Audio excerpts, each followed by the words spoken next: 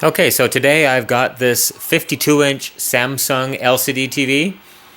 Came in, it was totally dead. Let's take a look at the power supply first off. I've got it out of the set. I've done some preliminary troubleshooting. Haven't finished the job yet, so I thought I would show you some troubleshooting steps here. And this one is a model LN52A650. It's the A1FXZA version. LN52A650 is the main model number. And on this particular one, if you find the barcode on the power supply, this is a Samsung built power supply, as opposed to some of the other ones that are made by various companies out there. You can always get the model number off the barcode. Samsung part numbers typically start with the letters B as in boy, N as in Nancy. Couple numbers, 44. There's a dash. It's not here though, but it's a BN44-00200A. You can always look that up on websites like SamsungParts.com, Shop Jimmy, eBay, places like that, just to try to find a replacement power supply, but I'm going to try to repair this one. Okay, so right off the bat, I'm going to put my ohm meter in the continuity range, short the leads together, make sure I get a beep, check the two fuses. Both fuses are open in this one. So one of the first things I noticed upon doing a visual inspection of the circuit board is this diode, which has a very large crack in it. Tested on the ohm meter here. It does not test like a diode. It is a jumper wire at this point. Continuity dead short. So I've got the heatsink out of this one that is the power factor correction circuit. That's the circuit that the diode, shorted diode, was in. It also consists of these two MOSFET field effect transistors. Metal oxide semiconductor field effect transistors is what a MOSFET stands for, as well as this diode that's a rectifier diode. And so the first MOSFET is shorted. If you look on the ohm meter, it's dead short, all three leads together. Now the second MOSFET seems to be okay.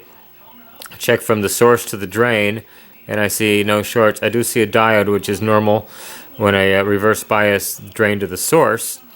And so let's go ahead and turn this MOSFET on. A lot of voltmeters put out just enough voltage to statically turn the MOSFET on, because I'm not going to apply a constant voltage to it. I'm just going to put my positive on the gate and my negative on the drain. And then I'm going to move my positive over to the source, and I should see something. And you see it's slowly charging. I can turn the FET back on by putting my lead there.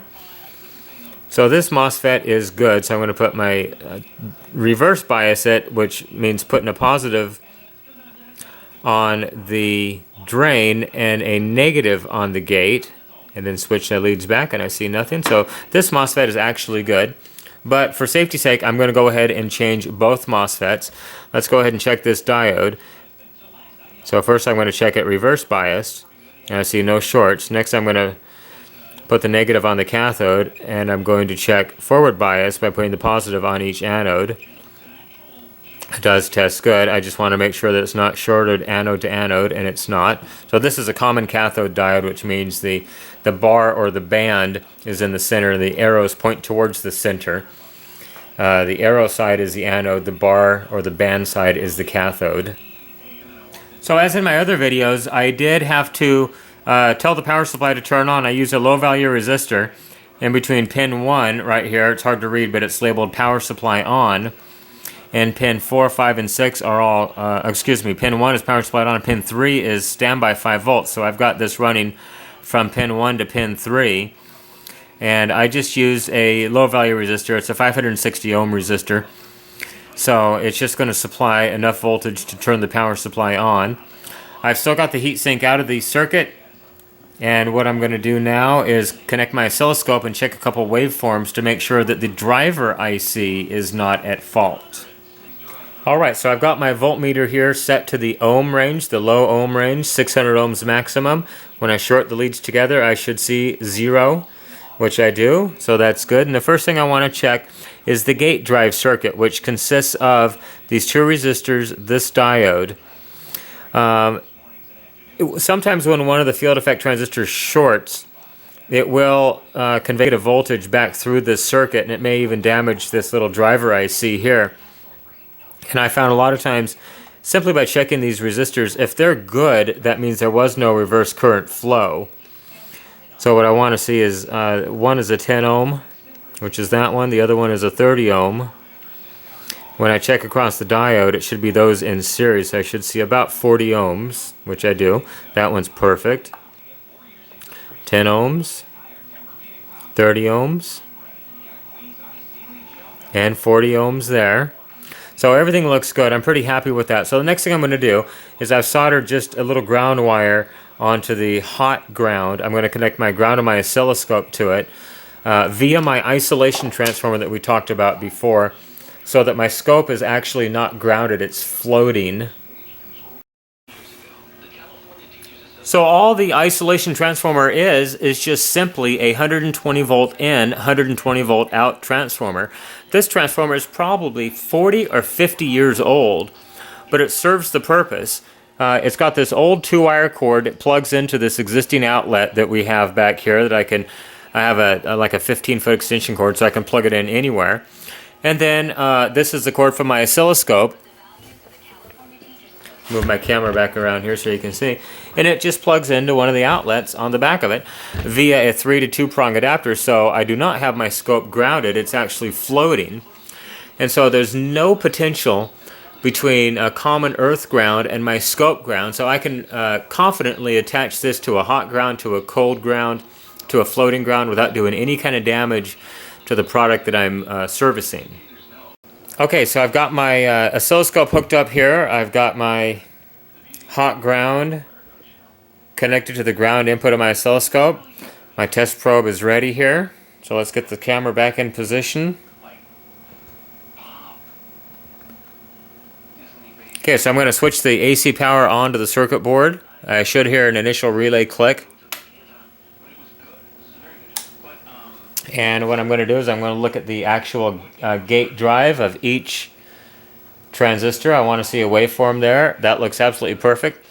I do have this set so the line in the center is at 0 volts, and I don't know if you can't see it on the picture, but I'm DC coupled right now, so if there was any DC offset, this would climb higher, which could potentially turn the FET on and damage the power supply.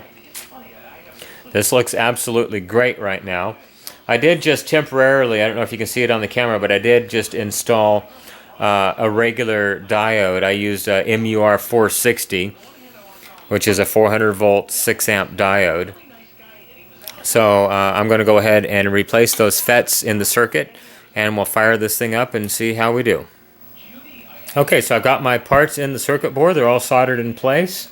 I'm going to go ahead and fire it up now, and what I'm going to do is I'm going to measure the voltage over here on the main filter capacitors after power factor correction, and I should see 380 to 400 volts pretty typically. So we'll go ahead and fire it up here. 389, 390. That looks great. Very happy with the output there. So let's go ahead and put it back in the TV and see if we can get this set back up and running. Okay, I've got my power supply back in the set. It's all hooked up, ready to go. Switch the AC power on. Should get a relay click in a few seconds. Depending on whether the customer has the melody on, we may get the melody. There's the melody. We should see a backlight through the little holes in the back. And I do see the backlight. Let's head out to the front of the TV and see what we got.